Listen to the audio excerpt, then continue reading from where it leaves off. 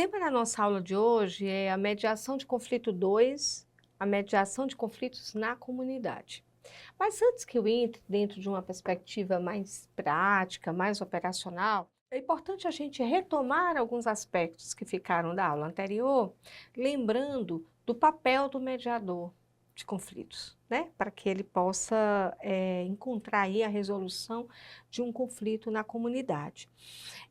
Eu queria dizer para vocês que existem muitas técnicas de mediação de conflito e que quem tiver interesse, existem cursos de especialização, formações específicas, né? Porque hoje em dia o mediador de conflito ele age em centros de resolução de conflitos, de mediação de conflitos, e esses centros eles são muitas vezes anexos ao Poder Judiciário e contribuem aí para o próprio Poder Judiciário para a resolução de conflitos, como eu falei, para que esses conflitos não cheguem aí ao sistema de justiça. Eu queria dizer também que esse mediador ele precisa vir com esse senso, que é um senso ético, de compromisso com a cultura de paz, né? Então, ele vem aí comprometido também com a própria comunidade em que ele está atuando.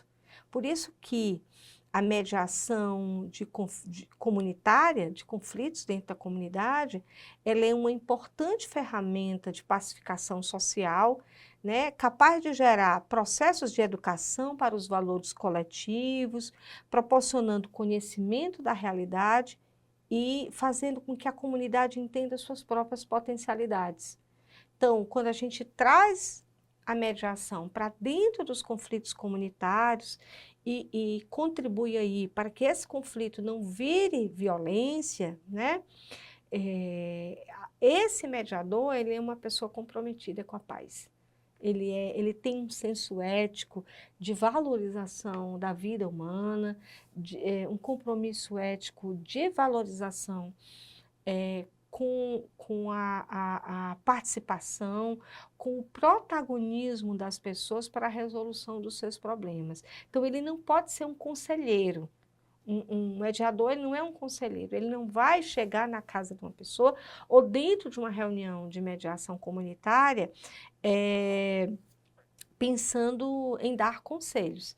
Ele vai, ao contrário, valorizar a autonomia dos indivíduos, fazendo com que esse indivíduo, autonomamente, possa, juntamente com o outro, em que ele está ali numa posição de litígio, de conflito, possa encontrar a solução para o seu conflito e possa, portanto, evitar a violência, né? Então, lembrando aqui, a mediação de conflito, ela está dentro desse arcabouço que é uma ação de cultura de paz, né? Então, mediar conflito é eminentemente fazer uma ação de cultura de paz.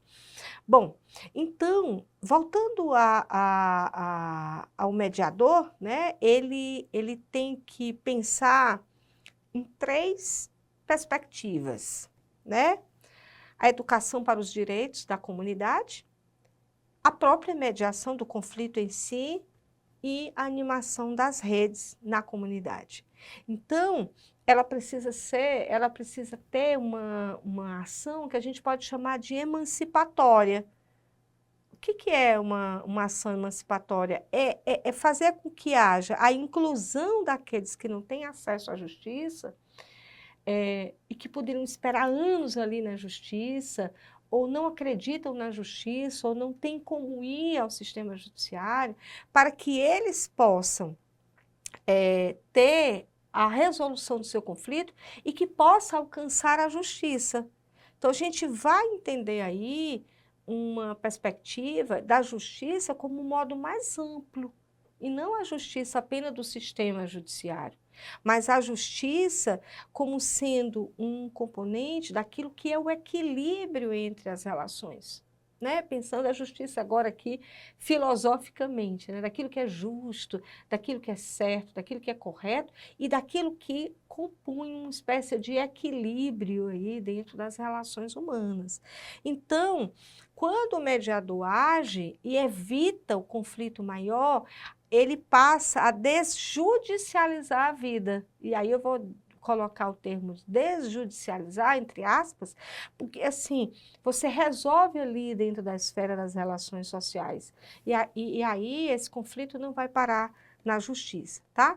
Então, dentro dessa perspectiva, a gente vai agora pensar como é que pode existir uma ação de mediação de conflito dentro da comunidade, né? Imaginando como seria isso, né? A primeira coisa que a gente tem que pensar é que tem que trabalhar com a comunidade. Antes de resolver os seus conflitos, chamar essa comunidade para dialogar. Então, a mediação de conflito, às vezes, não é só entre duas pessoas, mas entre os entes da própria comunidade, que estão ali vivendo um conflito e que podem pacificá-lo, né, evitando com que a violência ocorra. Então, é preciso que essa sociedade, que essa comunidade, né, possa entender o seu conflito, refletir sobre ele, né, que ele possa estudar esse conflito, saber a origem desse conflito, entender por que que ele existe, enfim, como a gente pode dizer, expor a questão, fazer uma exposição da questão, né?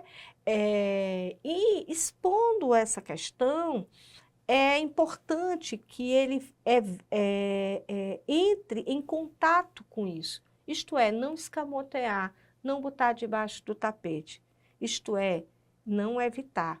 Porque, às vezes, quando a gente entra dentro de um esquema de negação do conflito, a gente se vê incapaz de resolver. Então, a gente traz o conflito, olha para o conflito, para que possa ser resolvido. Outro aspecto é o ceder. Ceder quer dizer assim, conciliar com o objetivo de que todos vão ganhar, certo? De que todos vão ganhar. Por quê? Porque às vezes no conflito, uma parte quer ganhar. Então aí ele não cede. Ele quer ganhar, ele quer fazer com que as pessoas não encarem esse conflito como algo que vai ser bom para todos, né? Então, a gente chama isso de ganha-ganha. Os dois lados saem ganhando, ninguém sai perdendo, né? E a gente precisa pensar que a vitória disso, a vitória, quer dizer, se chegar à vitória, ela não está em detrimento do outro, né? Quer dizer, você não alcança a vitória extinguindo o outro, ou não é um vencer o outro, tirando o outro da jogada. O outro passa a fazer parte da jogada e aí o foco vai ser em cooperar, né? Satisfazer o interesse das necessidades das partes. Então, quando a comunidade vai reunir, seja ela num grupo grande, né, ou seja ela entre duas pessoas, é muito importante que esses elementos estejam muito claros, né? E aí, a gente precisa pensar primeiro em como é que vai acontecer. Primeiro, sempre em círculo, nunca um atrás do outro. Então, a gente tem que garantir a circularidade. Isto é, fazer com que essas pessoas estejam no mesmo nível e que elas possam também se olhar, que elas possam, ao olhar uma para a outra, elas possam também, né, se perceber uma a outra. Depois a gente precisa pensar que o mediador, ele explica, antes de tudo, o funcionamento daquela reunião. Então, assim, ele não pode chegar e aplicar a coisa, ele vai dizer as regras, vai reiterar o respeito recíproco, né? Aí ele vai trazer o conflito. E aí, quando ele traz o conflito, ele expõe o conflito para todo mundo e depois ele vai fazer algumas perguntas chaves.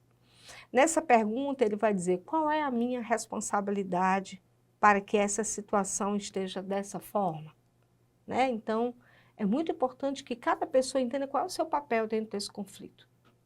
Então, está tendo um conflito, eu disse, qual é a minha responsabilidade nisso? Então, você traz aí o protagonismo da pessoa para que ela possa refletir sobre sua própria ação.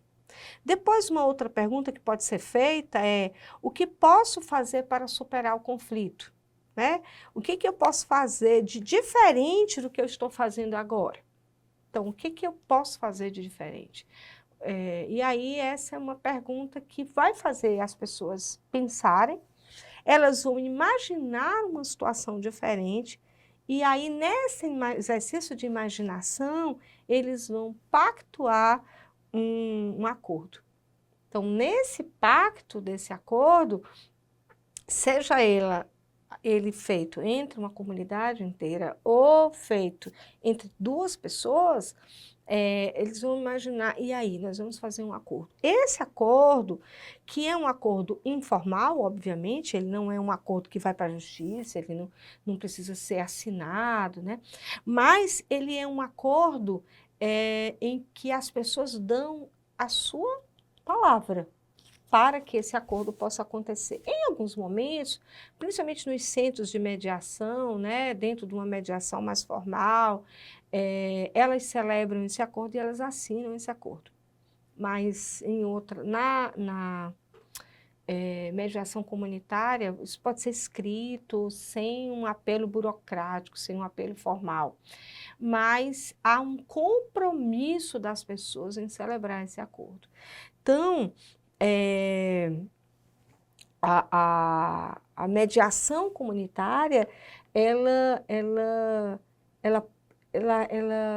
resguarda, eu diria assim, uma possibilidade de uma ação que ela é prática, como eu falei, quer dizer, você tem um determinado comprometimento prático, e aí a gente pode, para encerrar, recobrar aqui os passos que são dados. Primeiro, reunir as pessoas, colocá-las em círculo, expor o problema. Essa exposição, ela deve ser uma exposição dos fatos, das situações de forma clara, né? Sendo esse mediador imparcial, ele não vai criar nenhum tipo de constrangimento para ninguém, ele vai expor os fatos, como os fatos acontecem, diante daquilo, vai oportunizar com que cada pessoa tenha a versão do seu fato, né? Quer dizer, você tem uma leitura do fato, depois cada um pode dar a sua própria versão sobre os fatos, depois vem aquelas perguntas, né? Qual a responsabilidade que eu tenho para que as coisas ocorram desta forma, depois o que eu posso fazer diferente para superar o conflito. E aí, no final, eles podem celebrar, então, um acordo. Esse acordo é um acordo de imaginação. Então, eu queria trazer aqui, para finalizar, um aspecto muito importante, que é como é que eu imagino um relacionamento diferente? Como é que eu imagino uma situação diferente, né? Quando esse conflito envolve situações em que estão relacionadas crianças e adolescentes, por exemplo, é muito importante que a gente pense no melhor interesse da criança e que nesse exercício de imaginação que ambos vão fazer para celebrar esse acordo, a gente precisa ter isso muito em voga, né? Quer dizer, como é que eu posso fazer diferente para que eu possa resguardar aí o direito das crianças e adolescentes, para que eu tenha a salvaguardado o melhor interesse da criança e desse adolescente.